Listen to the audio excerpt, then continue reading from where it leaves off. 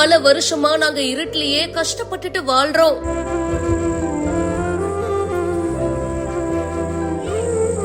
தீப்பந்தம் வெளிச்சத்துல படிக்கிற பள்ளி மாணவர்கள்.